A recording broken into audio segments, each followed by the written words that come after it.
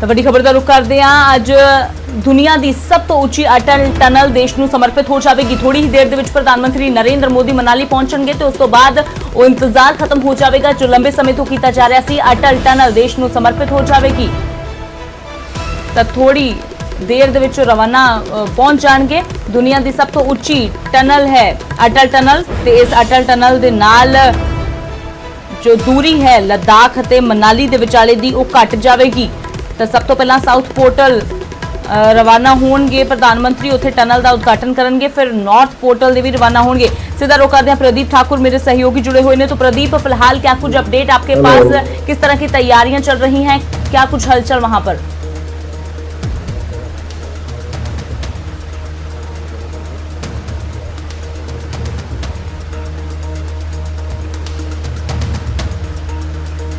तो एक बार फिर तो प्रदीप नाल संपर्क करने की कोशिश करते हैं। दस दईए कि दुनिया दी सब तो उच्ची अटल टनल अज देश नूं समर्पित हो जाएगी। तस्वीरां तुसीं देख रहे हो, ये 9 किलोमीटर दी जिहड़ी लंबी अटल टनल है, इस दे नाल मनाली अते लेह दी दूरी तां खत्म होवेगी। लाहौल स्पीति जो 6 महीनों के लिए पूरे देश दे नाल कट जांदा सी, वो भी हुण समस्या जो सी खत्म हो जाएगी। तो आम लोगों के नाल एक सेना के लिए वड्डी सौगात है, क्योंकि सेना नूं काफ़ी मुश्किलों का सामना करना पैंदा सी।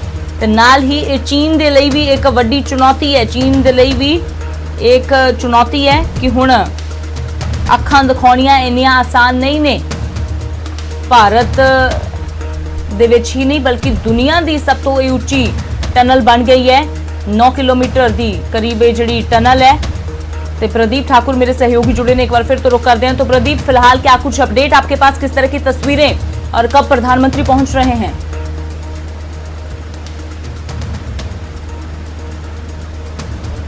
बिल्कुल अमृत, देखिए आपको बड़ी अपडेट देना चाहूँगा। प्रधानमंत्री नरेंद्र मोदी वो सासे हेलीपैड पर उतर चुके हैं और यहाँ पर उनका स्वागत किया गया मुख्यमंत्री जयराम ठाकुर की तरफ से। उनके साथ साथ जो केंद्रीय वित्त राज्य मंत्री अनुराग ठाकुर हैं वो भी मौजूद रहे, स्थानीय सांसद रामस्वरूप शर्मा वो भी मौजूद रहे। तो अभी वो वहाँ पर पहुँचे हैं और इसके बाद सीधा अब वो साउथ पोर्टल के लिए जाएंगे और साउथ पोर्टल में इस टनल का जो 9.2 किलोमीटर लंबी ये सुरंग है, जिसे अटल रोहतांग सुरंग नाम दिया गया है, इसका वो विधिवत उद्घाटन करेंगे और यहाँ पर कुछ देर तक उस टनल के बारे में भी जानकारी लेंगे। और इसी टनल के माध्यम से वो लाहौल स्पीति की तरफ सिस्सू को जाएंगे, वहाँ छोटी सी जनसभा होनी है। और इसी सिस्सू में वो प्रधानमंत्री नरेंद्र मोदी वो वहाँ से जो है 15 के करीब बुजुर्गों से भरी एक बस, उसको हरी झंडी दिखाकर रवाना करेंगे मनाली की ओर। तो कह सकते हैं कि जो पल है वो आ गया है और देश को समर्पित होने जा रही है रोहतांग सुरंग। और क्योंकि इस सुरंग की खासियत ये भी है कि ये एक पूर्व प्रधानमंत्री और एक आम आदमी की दोस्ती की मिसाल भी है, क्योंकि पूर्व प्रधानमंत्री अटल बिहारी वाजपेयी के मित्र थे लाहौल स्पीति के तशी दावा उर्फ अर्जुन गोपाल, जो बहुत घनिष्ठ उनके मित्र रहे हैं और काफ़ी लंबी कोशिश उन्होंने की है इस सुरंग के लिए। बार बार प्रधानमंत्री से मिलते रहे और यही वजह रही थी कि पूर्व प्रधानमंत्री अटल बिहारी वाजपेयी ने 2000 में केलंग में जो जनसभा हुई थी उसमें इस टनल की जो है घोषणा की थी। और उसके बाद इसके निर्माण की जो प्रक्रिया है वो धीरे धीरे आगे बढ़ी और 2010 से इस टनल के निर्माण की गति इसने जो है गति पकड़ ली। इसका शिलान्यास हो गया और अब 10 साल बाद इसका उद्घाटन होने जा रहा है। तो 2 जगह छोटी छोटी जनसभाएं भी होनी है। हालांकि इतना बड़ा कार्यक्रम नहीं हो रहा है इस बार, क्योंकि कोरोना काल है और इसलिए सोशल डिस्टेंसिंग का भी ध्यान रखना होगा। इसी के चलते सिस्सू में छोटी सी जनसभा होगी, जहां पर लाहौल स्पीति के लोग भी रहेंगे, वहां के स्थानीय बाशिंदे रहेंगे। और इसके साथ साथ सोलंग नाला, जहां अभी मैं मौजूद हूं, यहाँ पर भी एक छोटी सी जनसभा है। करीब 1 बजे के आसपास प्रधानमंत्री यहाँ पर पहुँचेंगे, तो यहाँ पर भी जनसभा होनी है छोटी सी। यहाँ पर भी विधायक मंत्री गण रहेंगे और कुछ और स्थानीय जो बाशिंदे हैं वो यहाँ पर मौजूद रहेंगे। तो देखना ये होगा कि प्रधानमंत्री कुछ और ऐलान भी क्या इस अटल टनल के साथ करते हैं, इस पर नजरें रहेंगी। लेकिन ये महत्वाकांक्षी टनल है, सामरिक दृष्टि से भी और सैन्य दृष्टि से भी बहुत महत्वपूर्ण है और आम लोगों के लिए तो है ही, क्योंकि लाहौल स्पीति का बहुत पुराना सपना जो वहाँ के बुजुर्गों ने देखा था। 30,000 की आबादी है ये और हिमाचल प्रदेश का सबसे बड़ा भौगोलिक क्षेत्रफल वाला ये जिला है, सबसे बड़ा जिला हिमाचल प्रदेश का है। तो ऐसे में इनके लिए सबसे कह सकते हैं कि आज जो खुशी का दिन है, क्योंकि बर्फबारी के कारण जब रोहतांग दर्रा बंद होती है तो ये पूरी दुनिया से कट जाता है। बहुत परेशानियां आती हैं सर्दियों में बर्फबारी के समय और जब रोहतांग पर 15 से 20 फीट तक बर्फ होती है उस दौरान ये ना तो आ जा सकते हैं कहीं, केवल हेलीकॉप्टर एकमात्र जरिया रहता है और वो भी सिर्फ मौसम पर निर्भर रहता है। तो ऐसे में अब इस टनल के जरिए वो अगर कोई बादशाह से जुड़ी दिक्कतें सामने आ जाए या कोई और आपात परिस्थिति आ जाए तो वो लाहौल स्पीति के लोग सीधा यहाँ से निकल सकते हैं। 40 किलोमीटर का सफर कम हुआ है। जो सफर मनाली से केलंग के लिए 4 से 5 घंटे में जो सफर तय करना होता था, वो अब 1 से 1.5 घंटे के भीतर वो सफर पूरा हो जाएगा। तो इनके लिए कह सकते हैं कि लाहौल स्पीति के लोगों के लिए एक वरदान ये अटल टनल होगी और 12 महीने इनका शेष दुनिया से जुड़ाव रहेगा। तो उनके लिए और साथ साथ आर्थिकी की दृष्टि से भी, क्योंकि रोहतांग पर बहुत ज़्यादा भीड़ रहती है, बहुत ज़्यादा वाहन चलते हैं, पर्यटक स्थल है ये और बहुत सारे पर्यटक यहाँ पर आते रहते हैं। तो ऐसे में यहाँ पर बहुत सारी परेशानियाँ इन लोगों को उठानी पड़ती है। जब मटर लेकर आना हो या गोभी लेकर आनी हो और आलू लेकर आना हो लाहौल, तो पूरी दुनिया में प्रसिद्ध लाहौल में आलू, तो ऐसे विपरीत परिस्थितियों में इनको बहुत सारी परेशानियां झेलनी पड़ती थी। अब टनल के जरिए वो आना जाना आसान हो जाएगा। तो ऐसे में कह सकते हैं कि जो ये टनल भी है ये तमाम सुविधाओं से लैस की गई है और इसमें तमाम जो सुविधाएं हैं वो दी गई हैं और इस टनल के नीचे भी एक टनल बनाई गई है ताकि कोई आपात परिस्थिति हो तो उस टनल से भी जो है जो बचाव कार्य है, इवैक्यूएशन का काम है वो किया जा सके और 4G से लैस ये जो है वो टनल रहेगी। तो ये तमाम सुविधाएं यहाँ पर की गई है। CCTV कैमरा यहाँ पर लगे रहेंगे और आने वाले समय में जो वाहनों के चलने की गति है उसको बढ़ाने की भी योजना है। अभी 30 से 40 किलोमीटर प्रति घंटे की रफ्तार से वाहन चलेंगे, बाकी और भी ज़्यादा रफ्तार से ये वाहन चलेंगे। तो कह सकते हैं कि एक वरदान जो है वो साबित होने वाले ही है टनल। जी अमृत। जी जी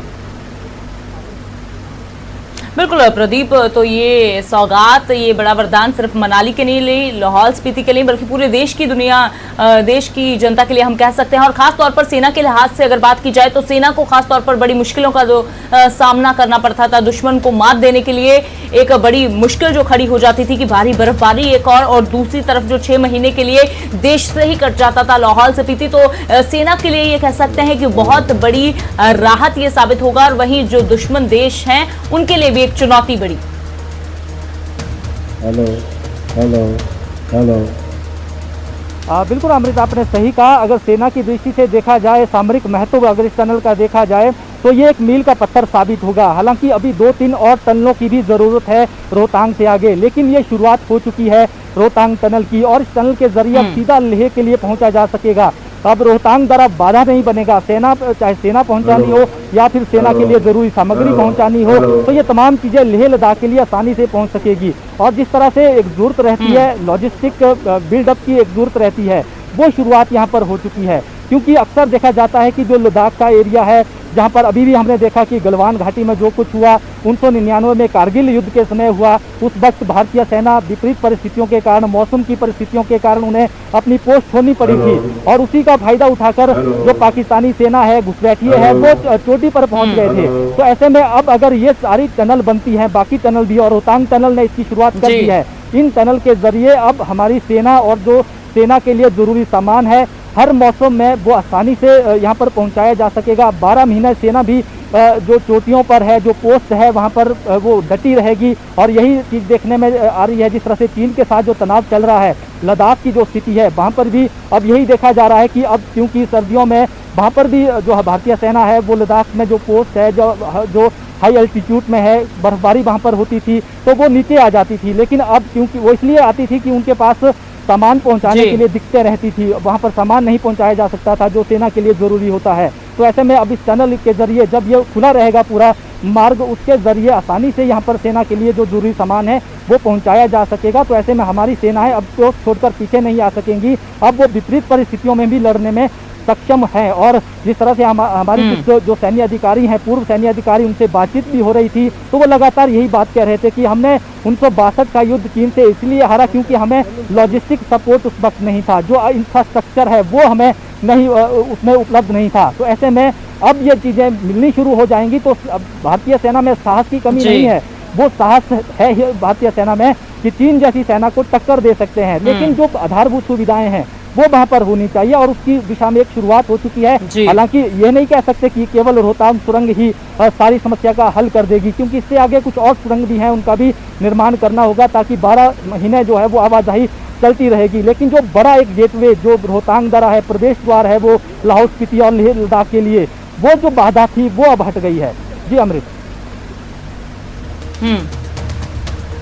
जी बिल्कुल प्रदीप, तो हम चाहेंगे कि आप तस्वीरें जो है वो दर्शकों को इसी तरह दिखाते रहें।